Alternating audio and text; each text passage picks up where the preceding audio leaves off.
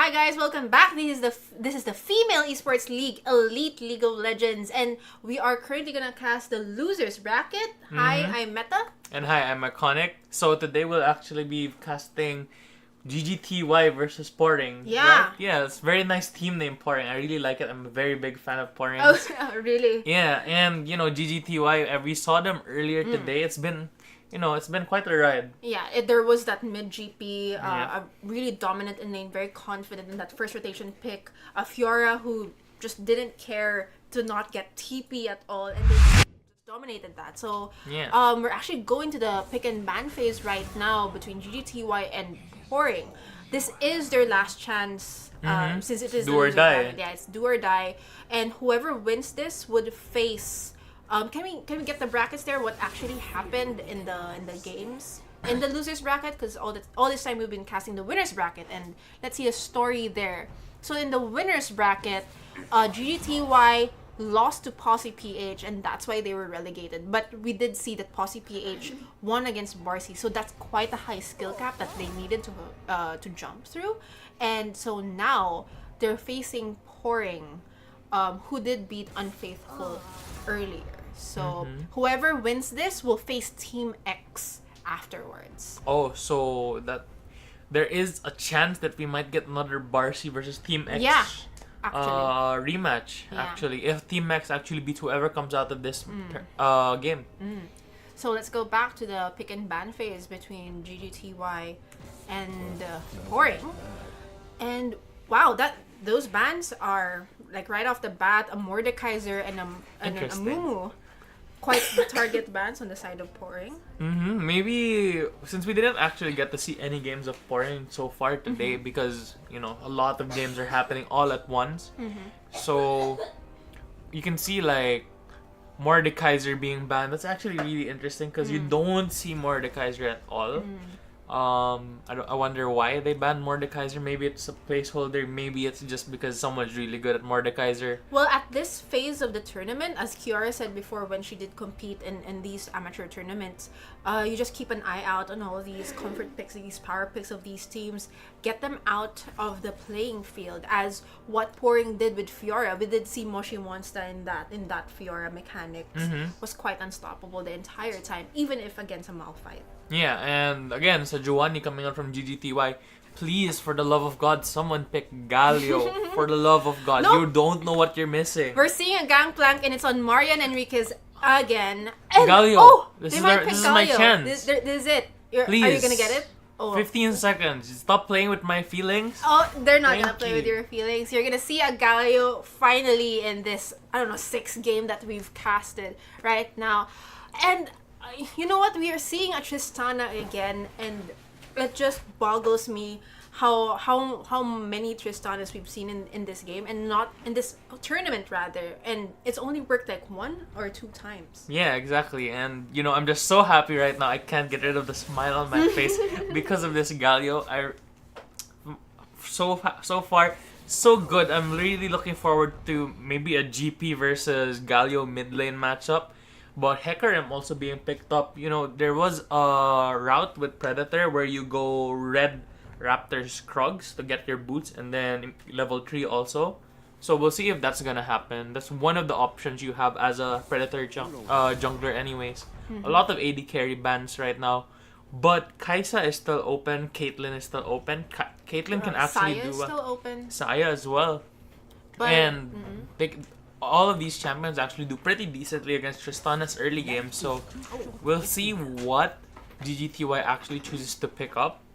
Based on the bans of GGTY, however, it seems that they're really targeting their top laner quite hard, and that may say a lot on the capabilities of PORING's top laner. I'm just not sure if it's on the right order at the moment. So, they will be picking up that Nautilus. A lot of lockdowns on the side of PORING. I wonder if GGTY will have an answer to all those tanks. Yeah, what's really concerning about PORING's draft right now is they don't have enough damage. Even though the Galio has a lot of damage, remember the Tristana has a 3-item wake up, so it's just gonna be all on the Galio until Tristana actually becomes a champion. Remember, that's been the story for today. Some players just don't become champions because of either their drafts, their itemization choices, or how they play. How they play, basically. And there you go, Caitlyn. Yeah. Again, Caitlyn does really well into this matchup. I don't know if we're gonna see Fleet Footwork Caitlyn or Grasp of the Undying, because Grasp is really good, especially into a meaty support. There's just going to be so much priority right there for the bottom lane of GGTY, and they might be able to even get a demolish stack out of that Caitlyn, which will result in usually 1 or 2 turret platings. Oh, we are seeing an Ornn this time Okay. around. For everyone who doesn't know just yet, in patch 9.1, Ornn had a huge rework on his passive. Now, in certain levels, he can actually upgrade his allies' items for free. Okay, so I'm very excited. I wish this was a jungle Ornn though, because this Camille's going to make his life a living hell. This matchup used to be somewhat okay, but now it's just atrocious because you do not have the shield on your bellowing Yeah. breath. So I don't know. Maybe LJJ with the really nice name is gonna prove me wrong, but most likely, I think the Camille's going to win the 4-1 late game and probably steal the show. And that's just the style of Moshi Monster as we've seen in her games before. Still opting for that ignite. Really not gonna be that teleport top lane. That's just gonna be a global threat no matter what when those summoners have cooldown. But instead, it's Poring that's bringing in all those wombo combo ultimates on them. There's Galio, there's Ornn that will just really collapse on you. But as you said, will the damage be enough? Yeah. That Tristana will not be relevant until, I don't know, 13-20 minutes in. Yeah, and that's the question, right? Because actually, a lot of them work well with the Ornn. They have a lot of CC, coupled with the Brittle is actually a lot of damage. Ornn, with his change, deals more damage than he used to, but is a lot squishier. But what I like about this is all of the teammates, all of the champions on the Ornn side actually have really good upgrades. You have the Trinity Fusion coming out for the Hecarim. You have the Luden's Pulse coming out for the Galio. You have the Molten Edge coming out of the Tristana. So there are 3 really good items right now that they can upgrade to, which are, free bonus stats, more gold efficiency coming out. And you know me, I love gold efficiency on items. So, but the thing is, we still have to go back to GGTY. We remember how Marian Enriquez destroyed that Swain in a melee versus range matchup as GP mid. A GP mid, something that's very uncommon even here in the Philippines. And Camille, which is almost similar to Fiora in terms of playstyle. And we'll see how strong the solo laners are, because right now it seems like GTY is drafting more for the laning phase, while Poring is drafting more for the late game and the mid game team fights. And the thing is, when GGTY picks that Gangplank, it's not like their lanes aren't the types of picks that you just pull pressure into. It's really hard to gank a Camille if it just saves her hook shot the entire time, and even more so to gank a Caitlyn if she prioritizes all those traps onto the lane. So Marian Enriquez will definitely expect a lot of visits from this Hecarim, and let's see, we were surprised the first time, maybe we'll be surprised again. Yeah, so overall for both teams, they leave me a little bit wanting. I still want that Braum coming out from having the triple melee plus having a double melee plus Sejuani. I feel like if you have a Braum there, it's just going to make, like we saw earlier today how strong a Sejuani plus GP is in that 2v2 skirmish. And imagine having a Braum together with that. We're just going to lock everyone down. Aside from that, Braum, had they thought about like Ornn being picked, Braum is also good into Ornn by being able to block that gigantic ram. So for Poring's side, Ornn jungle is really good. So it's okay that he's playing top. I hope he survives.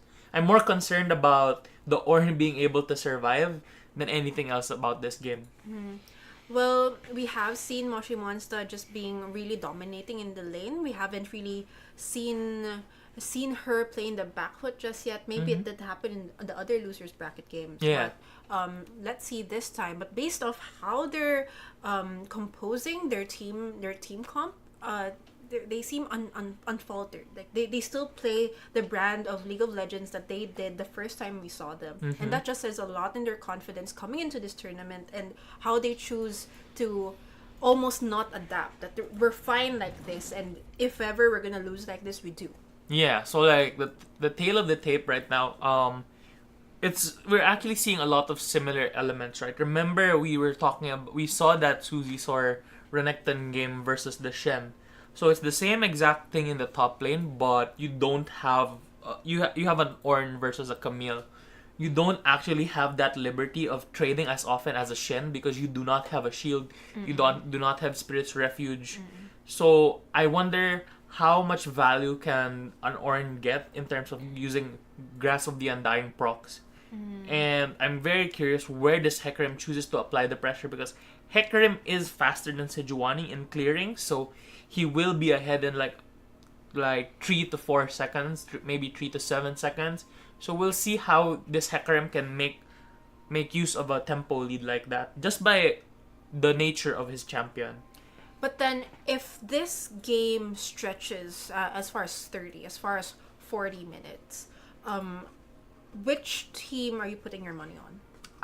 I wouldn't put my money on any of them, because the thing is, you can see that GGTY, just like how they drafted earlier, they have really good scaling, right?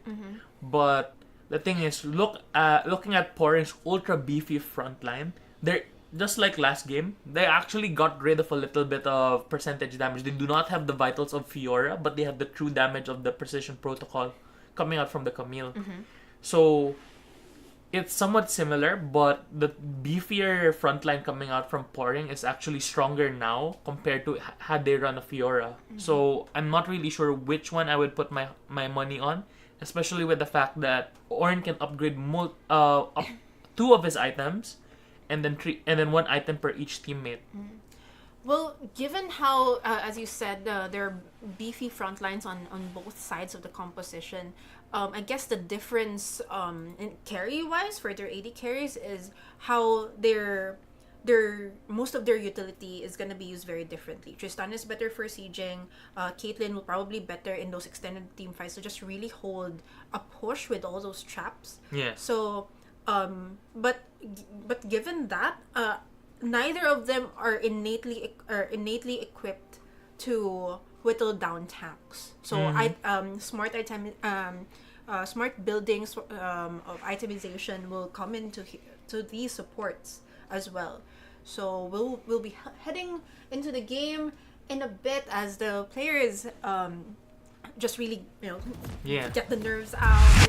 This is the losers bracket of the double eliminations of the Female Esports League Elite of League of Legends, and we are heading in.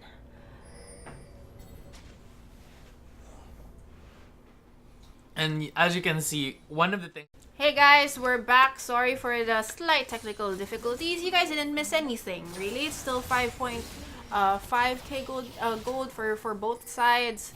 No first bloods yet. A little bit of early aggression coming out from both side lanes. You can see Jilly is getting frisky. She's getting frisky with that hook. She just wants to get that Yordle. She just wants to get that built over Sheriff and give them a good whacking, with her big gigantic anchor. Yep, and the thing is, she's just been catching minions right now, and the thing with Nautilus, even if it has a tight lockdown, you have to follow through the lockdowns, like maybe about now, but the same thing is gonna happen being whittled down to half-life. That Glitter Lance is really giving him a bunch of trouble. Moshi Monster is gonna give this Ornn a bit of trouble with Lubov helping to burn that flash from that Ornn. Yeah, and surprisingly, Ornn is doing a decent job. This wave is just about to crash. He still has 2 stacks on his corrupting potion, and he's still gonna be able to eat the entire wave. and even gets the cannon. What a god. League of Legends. Well, his flash was still burnt, however, and that's still something that Moshi Monster would definitely know how to abuse moving forward. But it looks like he's Alamat might actually get ganked, but gets spotted by a ward. Yeah, Beautiful great, river great ward. And keeps her alive. Sees the Camille, and the Camille's just in a good spot right now because we just saw that LJJ lost her flash, right? So it might happen that if LJJ pushed a little bit more, would have lost her life, but thinks the better and just recalls instead. Well, decision making will be a bit tighter now as these players will about to hit level 6, and it is an Infernal Drake that's live right now in that Dragon Pit. No wards just yet, but Alamat is low on mana, and his wards are just trying to stop all these aggression coming in from GGTY. Yeah, now is a good time for Alamat to actually back after this wave because if I'm not mistaken, it's a good blue buff will respawn soon, so he should look towards getting that lost chapter and prepping that either lost chapter or Hextech Revolver to prep his bias. So now is a really good back timer for him. You can see Marian Enrique is already listening to the casters prepping the recall. Anyways, one thing that's really interesting is Ninja Tabi straight off the bat picked up by Riri. So, all that damage mitigation makes a lot of difference. It's actually 12% reduced damage from auto attack is really big, especially if the enemy team are all auto attack dependent. So Giovanni is auto attack dependent. I do not know if the interaction between Permafrost and Ninja Tabi works, but I would like to think not. But anyways, it reduces damage from Parlay, it reduces damage from Precision Protocol, it reduces damage of headshots as well coming out from Caitlyn. So a lot of gold efficiency on that one item. And it's just really nice to see that sort of really complex decision making and a conscious decision making on those itemizations, because we always see in certain tournaments that they just build linearly. Hecarim is supposed to be this choo-choo train of death, so I'm just gonna build a bunch of lethality on him. Or Jarvan is also this burst choo-choo train of death, and I'm just gonna build lethality on him. But no, all these teams that we've seen who has succeeded on these types of champions would actually build a bit more complexity, and that's what we're seeing here now. A bunch of players are already hit level 6, level 7. A lot of pings going down near the Dragon Pit. They're just looking for that chance, and maybe they're gonna get it now. Hackdog was rooted earlier, but thanks to those two traps by the Caitlyn, it just stopped pouring on their tracks. Yeah, but one thing that's nice here is that the Camille is wasting so much time. Hasn't even recalled yet. Oh, and he will be burning that flash off of Alamat. That's like an ult down from Marian Enriquez as well. Jillian just not finding those great hooks onto these duo would always leave that fight with half life. Yeah, it's a very fine line, this bot lane, because you need your enemies to push up, but you need them to not have so many minions that you get overpowered. But what they're doing is they just keep repeatedly shoving the wave in, and doesn't give them any room at all to go all in against the enemy because they're so near their turret.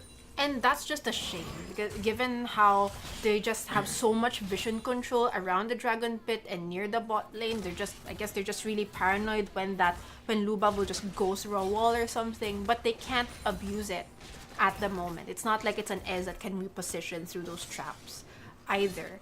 So, and Marian Enriquez did use up her ultimate as well in the mid lane, so that also gives them more room to be more aggressive. But again, as you said, it's just not happening right now. Yeah, I do not understand why this Ornn needs to recall though, because what do you need to buy that you can't just buy in lane? Probably already used his passive, maybe. Yeah, but How you long can is the cooldown? like 2 seconds or 3 seconds out of combat, so you can make any item. But again, the Camille hasn't backed. The Camille only has a corrupting potion, and we have a quick pause. Maybe some technical difficulties on the player side. Perhaps maybe the store was lagging, so he needed to like recall back or something. Mm-hmm. Anyway, let's look at the map. Yeah, so like the game state right now. Oh, there we go. We're back. But yeah, the game state right now, it looks really good for LJJ. Even though he's behind on CS, one thing is if he makes sure that Moshi Monster recalls at a bad time, he can push the wave in. He can set up priority. Because like even though it seems like he's behind on CS, he has the item advantage. He has that Warden Mail. He has that Glacial Shroud. That's already a ton of armor. That also gives him a little bit of survivability. Fun fact, if you go up against a Camille, you not only need armor, but you also need a lot of HP because of that true damage. Anyways, LJJ has teleport, and Infernal Drake is up.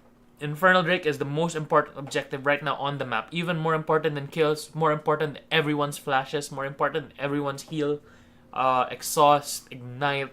All of those don't fall don't fall as a priority because Infernal Drake is just so good, and whichever team will get this first Infernal Drake will dictate the pace for the rest of the game. The thing is, it's not so easy for either team to just sneakily get that.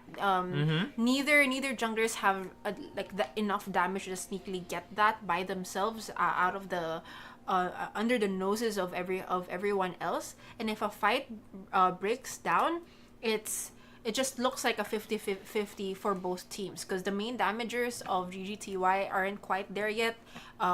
Camille, as you said, doesn't have items, doesn't even have teleport, won't be a variable in that team fight. And Marian Enriquez just has a Sheen right now, and it needs time to set up those barrels. But everyone else on the side of Poring can just hop in. Yeah. So that's the difficulty that both teams are facing right now. Yeah. So like Poring right now, they have a golden opportunity.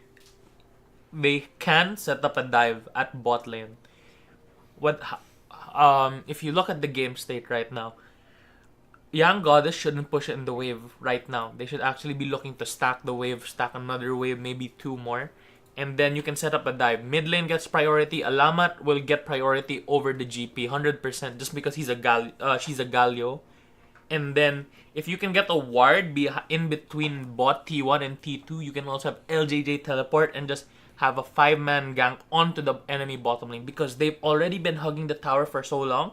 If they execute that gank properly, there is no way for GGTY to respond aside from using the Cannon Barrage, which is on cooldown right now. So right now, Poring, if they realize it, they can actually set up this gap.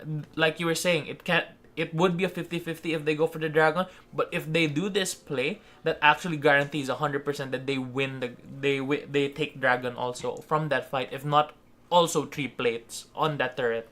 But it's also such a highly technical thing to do. We've seen in several tournaments, in several games before rather, that we see windows of opportunities for these teams, but it's such a tight game. The nerves get into you to think of your own performance, your mechanics. There are just so many things to consider that it's also hard to just look at the timers of your enemies as well to properly execute that.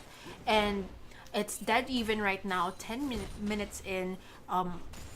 It's a do or die game in this tournament. So I look forward to whoever pulls the trigger first, because right now it's just the question of who pulls the trigger first.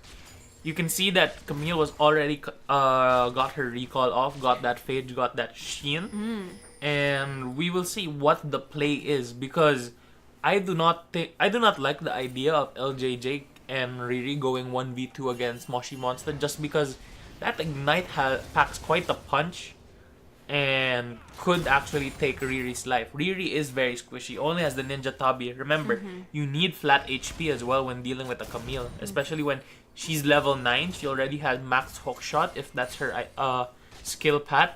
If not, Precision Protocol also packs quite the punch if it's already at rank 5. And the thing is, because of the passive of Camille, she can actually try to stall that gank and wait for Alamat to just charge in to save them. And Jilly has to flash out as Lubav misses that ultimate. Ugh, that was close. Yeah, Jilly again very frisky with the very, hook. Very yeah. she loves to anchor people. You know, I feel like she was just looking me look me find enemy me hook. Me flash. Yeah, me flash away. Exactly. And then, you traded it for the ultimate of Sejuani, but your flash is still more precious, especially when that first team fight Moshi comes Monster down. will find that, but finds a taunt instead, has to back off, and they just go back into farming. Wow, that's it. Like, one taunt, everyone go back to farming. Yeah. So, again, Galio, everybody. One of the best mid laners of 9.1. Deals so much damage, is incredibly hard to kill, even incredibly hard to gank. I hope the other teams who are still in FSL listen to the shoutcast. You're like, oh yeah, Iconic's right. Galio is really strong. I'll play Galio, and then oh, and to build on, like, remember before we swap topics, an advanced tip on Galio is a lot of people just see the circle, right? When both Gus combine, but advanced Galio players also use each single gust to actually clip the minion, so you maximize the amount of damage. That's how you can tell a normal new Galio from an experienced Galio. So you'd actually have to crash the minion wave in a certain way. Yeah, to so be that more you can efficient. so that you can clear. That's why a lot of pro players use Galio right now, especially in Korean solo queue. We'll probably be seeing it a lot when LJL comes out, when LCS, LEC, all of these are coming out next week. We will see, I have a feeling, a lot of Galio bans, if not a lot of Galio picks, just because everyone knows the power of Galio. Ooh, LJJ getting a lot of damage onto Moshi Monster, holding onto that flash, knowing that he doesn't have enough to beat her out, but she will be exiting her own lane. Thing is, she doesn't have teleport. So LJJ is just free to abuse that lane and push it a little bit into her turret. Yeah, that was a really good trade coming out of LJJ, and it was really smart that she held on to her Call of the Forge God, because remember, Camille can just ult. Yeah. Or hook shot, yeah. And then, tada, your Ram's gone. Your Ram's irrelevant. Wow, that's a really nice spot. Did you see that? She dewarded she dewarded from there. Yeah. And, well, Caitlyn does have the longest range next to Level 16 level 16 Tristana. Tris. Yeah. So, I guess that's one of the other advanced tricks about Caitlyn that you can find now. Sadly, you're not gonna see a Caitlyn with Grasp. Yeah, because she's running Fleet Footwork. One of the normie builds, but I like Grasp just because of how oppressive it is. I wonder how things would have been if she ran Grasp, because remember, Jilly is a melee support. Yeah. That's like free 3 HP every 3 seconds. And that would definitely be helpful for Snacky for this game, since there's like everyone else is melee aside from Young Goddess, and even if it's like that, they're probably gonna look into Snacky to just clock down. But I guess Ryrie will get the end of it, and first blood will be going to Moshi Monster, and it's gonna hammer down Alamat, being the legend that he is, trying to save his teammate, but he's 1v3, just trying to get that one last kill. Gonna get Blast Cone back into a 2-man stack, and Moshi Monster will be getting 2 out of that fight. Yeah, so 3-0 right now for GGTY. Remember, we were talking about the Ninja Top be really efficient, but sadly she wasn't able to make use of it. I don't even think she's popped Predator once this game, and it's already 15 minutes, almost 16 minutes. And really good Herald timing as well coming out from the Sejuani, because this is the opportune time. You just want a 3-for-3 fight, 3-for-0 fight. Take the Herald and then maybe convert it into either mid lane, so that this Galio cannot use his hero's entrance onto the side lanes. That was a shame. Actually, Alamat could have gotten a kill onto Lubav that time if she wasn't blast coned out of the way back there. I guess there's also that RNG that is just kind of there. Probably will have a grudge later on that specific blast clone and just proc it every time. Yeah, probably. But that fight could have gone really bad for GGTY if Alamat was faster with the the hero's entrance, Yeah. together with the triple stack brittle coming out from the Call of the Forge God, that would have been disastrous right there. The thing is, as you said, Ryrie didn't really last so long to deal enough damage for the actual tanks to get into the fight. So, but Poring has been clawing their way through the losers bracket for the for the longest time now. They have the nerves. They definitely have the composure to just shrug that off, and we can see Ryrie going really fast. I guess she was trying to go for Lubov right there. They have Prio over Dragon right now. Will they go for it? I feel like it's a possibility because remember, you still have teleport on LJJ's side. LJJ might lose his top tier 1 turret though if he chooses to teleport for this. But I feel like that is actually a worth it trade if she chooses to. Cause Infernal Drake for top T1 bonus gold, sure, why not, right? As long as your Tristana becomes stronger, your your Galio becomes stronger. But then, take note, Trinity Force is already completed onto Moshi Monster. It's a huge power spike for that top laner, and I guess as you said that I don't think you'd want more advantage for Moshi Monster at the moment. And right now you can see this game is actually one of the slowest games right now. Quiet. Only 3 kills right now. A lot of people are like, "Oh, why isn't there more action? Why isn't there more killing?" And I will tell you when the next bit of action will happen. It will happen when the Herald will be popped. Right now it's already at half of its duration inside the inventory of the Sejuani, and you will see it be popped probably either mid lane or in the bottom lane because they want to get control over this dragon. It's kind of also something common for comps with a lot of globals or just a lot of mobilities into clashes, because everyone's like kind of paranoid now. Oh, what if everyone just collapses on us right now when we make this move, this and that? And that's why even if it's an Infernal Drake, it's still sitting there 18 minutes in, and there seems to be no sign of that dragon being gotten by any team at the moment. Yeah, very curious itemization also coming out from Alamat, going for the Rod of Ages. It's not really the best item to get at 19 minutes because it takes a few minutes to actually reach its peak potential. Usually what people go for when they run the Galio is they go for Sorcerer Boots and then the Oblivion Orb. There you go, as we predicted 1 minute before. The Herald will be used in mid lane, get a decent chunk, maybe even first turret for GGTY, and then we will see if it's a very high value Herald. No second charge for Shelly. Poor Shelly. GGTY seems to be looking at bot lane at the moment, trying to deward that river for their strategy, but Ryrie is going to back them up on that tri-bush. A lot of things going off. Alamat just positioning himself to be in range if ever a clash collapses. But again, they don't want to take it. They don't want to take the fight. A lot of things still going off. Recalls being held back. Luba finally pulls the trigger onto Ryrie. That's 3 ults onto that Hecarim though. And then Alamat will just be taunting Lubab. Call of the Forge God hits no one. And that's going to be a stalemate. Yeah, but they should go for Dragon right now because Dragon is the only objective. Remember, we talked about this again. The Dragon trade for top T1, it was going to happen because that's what happens when you have teleport on a top laner and the other top laner doesn't have teleport. Either it's down or she's running Ignite. This is what happens.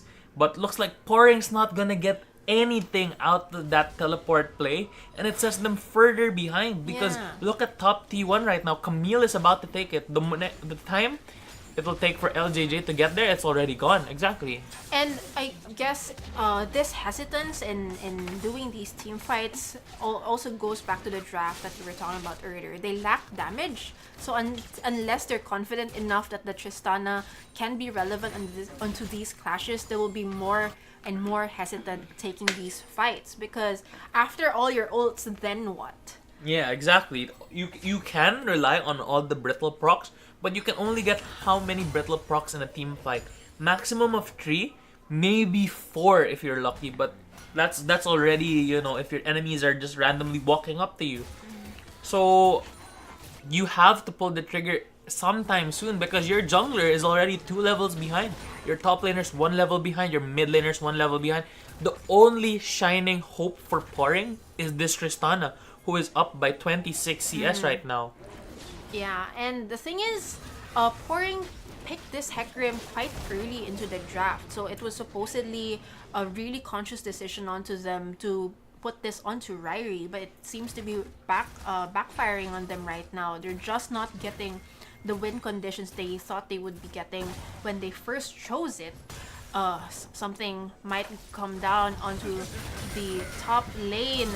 Exec ultimatum onto the Ornn. LJJ just tries his best to live, but the killing spree onto Moshi Monster, and Snacky this time will still not gonna fall even if Ryrie ults onto this Caitlyn. A good Lulu just somehow keeps her alive. Yeah, Snacky living with a sliver of HP.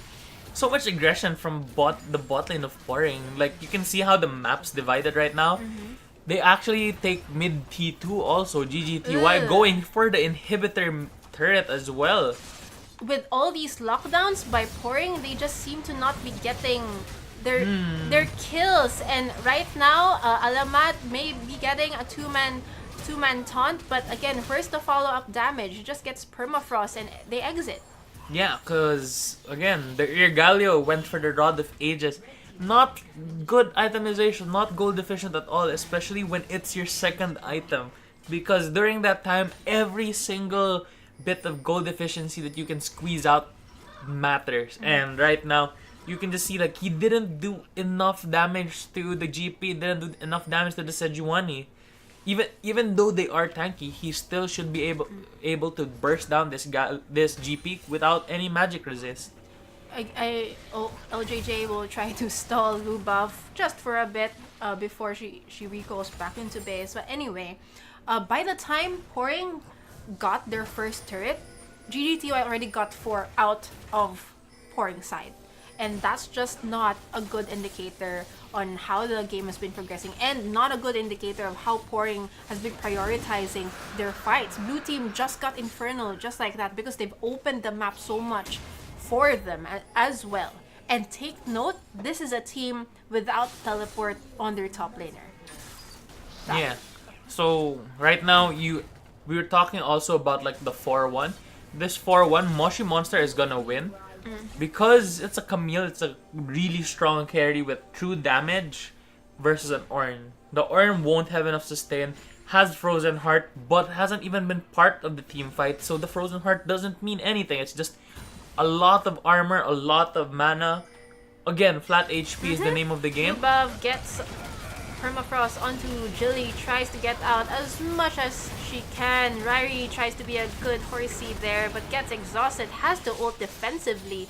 Young Goddess might get caught out by those barrels. Thank God there wasn't enough to whittle him down. LJJ will go 1v1 onto these Camille, but the rest of the family is gonna join in. That sheep isn't gonna isn't gonna save you, and he goes down. Yeah, right now Riri isn't the champion. Like, the way you play Hecarim, if you're behind, you're irrelevant. And you can see it right now. Going Cinder Hulk on the Hecarim, slowly building the Trinity Force. You're not gonna be doing anything with that Hecarim at all the entire game. I'm starting to question why the Hecarim was picked. If, for example, they didn't use Predator early game, it didn't actually amount to anything. You would have been better off with like a different jungler. Lee Sin was open. There were a lot of different choices. And right now it's just biting, Poring in the butt. The thing is, it's still just a 5k gold lead. Not as big as all the other gold leads we've seen in this tournament just yet.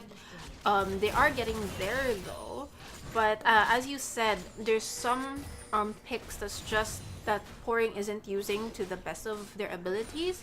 If you're gonna get Ornn at level 13 onwards, if you wanna proc that passive, his allies doesn't really have those upgradable items either. Yeah. So you're not gonna get that sweet upgrade of a power spike for that passive either. So why did they pick Porin, I wonder? Yeah, so it's very scary also for GGTY's side because they have 3 through 6 item carries while Poring only has 1.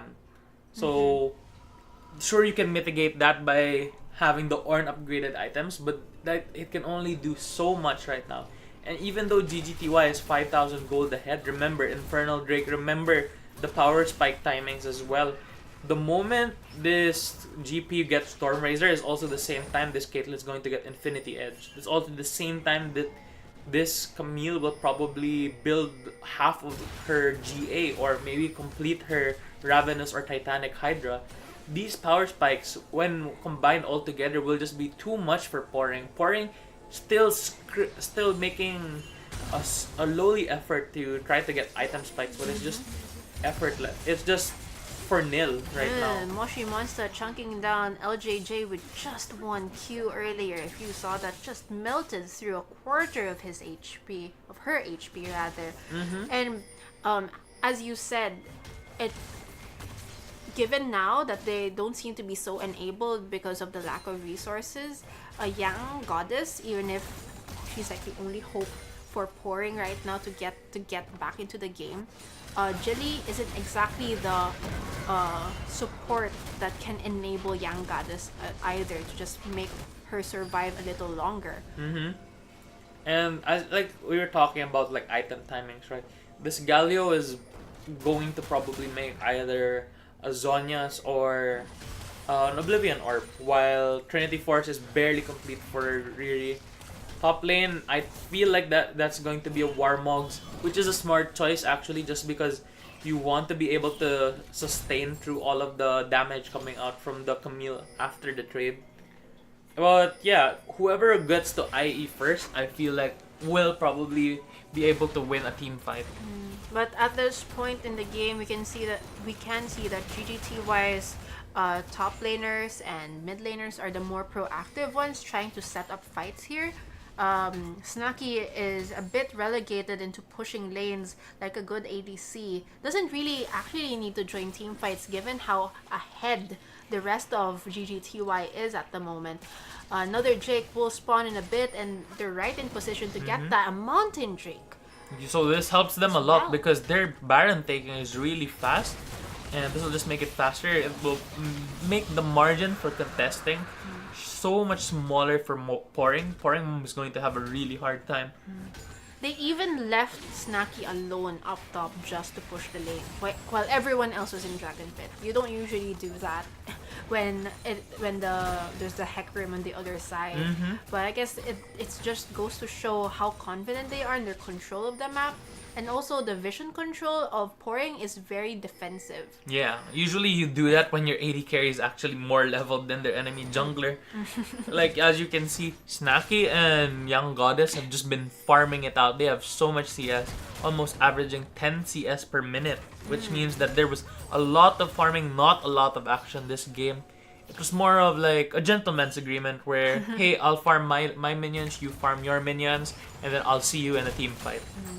The thing is, even if we say Young Goddess is like the hope of Poring later on, it doesn't seem like she's also been building as an ADC should be against really big tanks like Sedge, like Sedge, for example.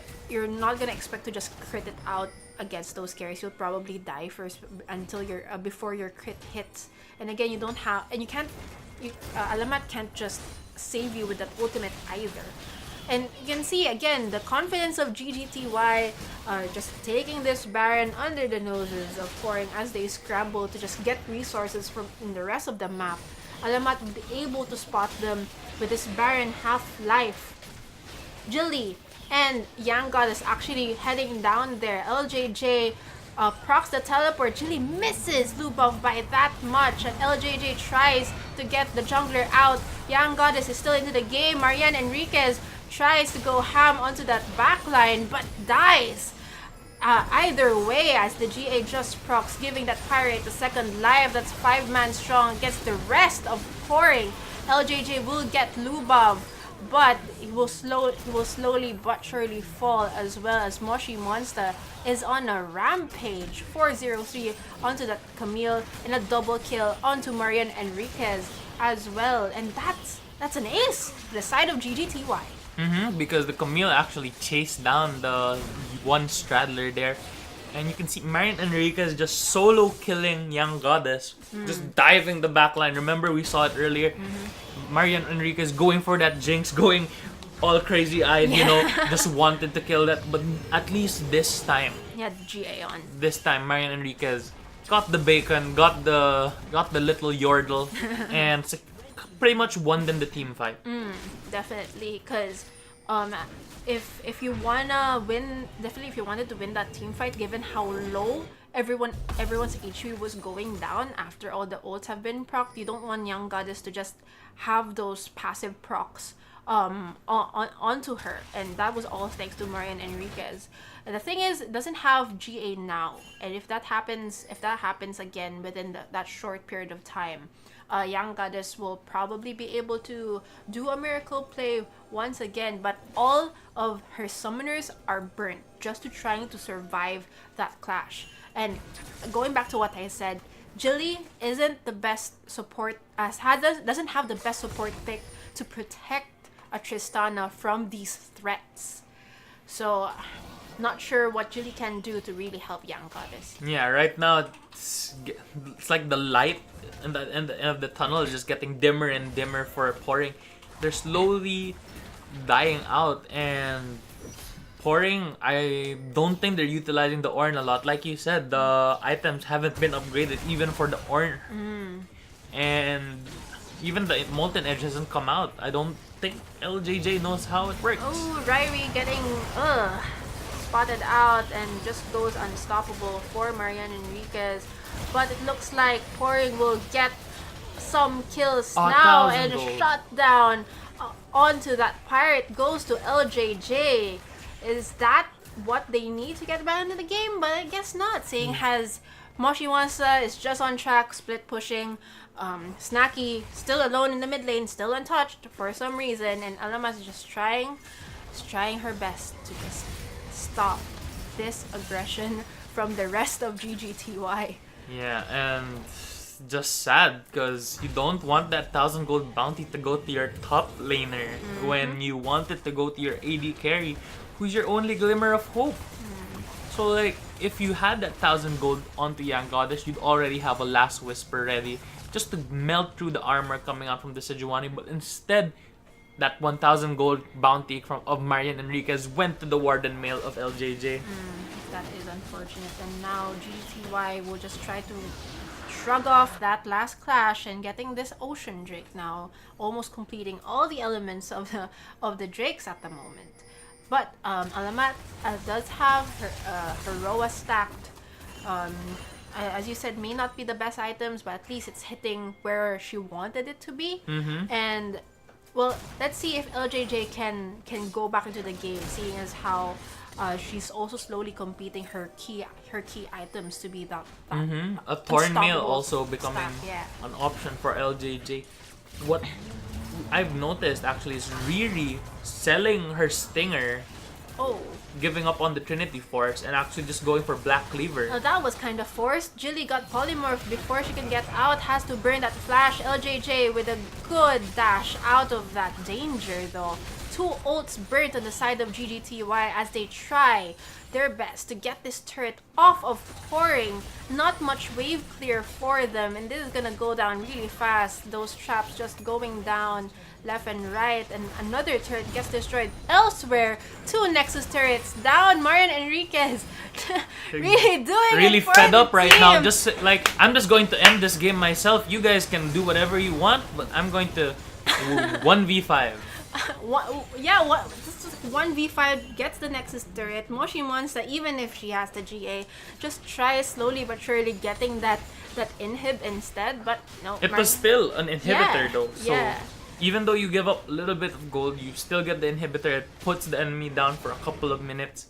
And yeah, so right now, as you can see, the Galio getting the Oblivion Orb and the Blasting one. A little bit too late for that Morello. You don't want to be completing your Morello Nomicon when it's 36 and a half minutes into the game. A little bit disappointing. You know, I had high hopes for Galio mid, but it looks like Poring might be able to get back into this game because they do have a lot of armor shred. Earlier we saw Young Goddess actually crit against the Sejuani and she only dealt 200 damage. Oh. So she needs all the armor reduction she can get, which is probably why Riri went for the Obsidian Cleaver instead. Well, 37 minutes into the game, that's a 10k gold lead on the side of GGTY, but we are reaching the point where every player is just kind of locking in their items, but I guess LGD is gonna be locked in first, forced to flash out, but Moshimonte got that Hextech ultimatum onto that form and just hook shots out of the fight as well. They're trying to continue it, and Snacky will be getting Jilly to top it off, and they're just gonna knock through the base of Poring. That's 2 Nexus turrets down, and Marian Enriquez again in the front lines. Alamat getting a beautiful 3-man taunt, but it's an open base, and that's the game for Poring. Yeah, so that game went a little bit similar to how it went last time with GGTY. You know, the solar laner is just destroying everyone. I feel like the mid gap was pretty apparent as well. Quite. Like, even though Marian Enriquez was on the back foot for like the early game, it really showed like how the difference between the mid laners when it came to mid game. Marian Enriquez still found ways to funnel that, to get gold, to funnel that gold onto that GP, and then complete items. While Alamat was busy trying to put out fires in top lane in the jungle, and it overall just slowed down the Galio, and you don't want that to happen because your Galio becomes irrelevant because of that also. Yeah. So, and the thing is, they may have the resources that the game lasted that long. They may have the resources at that point, but at that point, GGTY was just able to accelerate the entire game and just making the map smaller and smaller for GGTY. Yeah. And they just can't find the correct fights to fight because they can't take it. There's just solo laners everywhere. I look forward to the next few games. I am hoping for more Galio play, and I'd also look forward to less team fight oriented gameplay. I'd want to see a Lee Sin as well. Maybe we'll see it out of Mika Daime because I have watched her stream. She actually plays Lee Sin as well. So we could see like a change in playstyle. You know, everything today has been very team fight oriented. So I'd love to see a lot more aggression. And I think next up we have GGTY and Team X. Yeah. So again, veterans. You know, Susie Source there. She has a lot of experience in competing in female tournaments. So we'll see how it goes. I want more aggression because this is preseason. This is the patch where a lot of people have been playing aggressive. We saw Kespa Cup, we saw the Masha Cup, and I want to see it now in FSL as well. Yeah, and we will be heading there in a bit, so stay tuned for more Female Esports League Elite action. Again, we have been your shoutcasters for this match. I'm Meta. And I'm Iconic. See ya.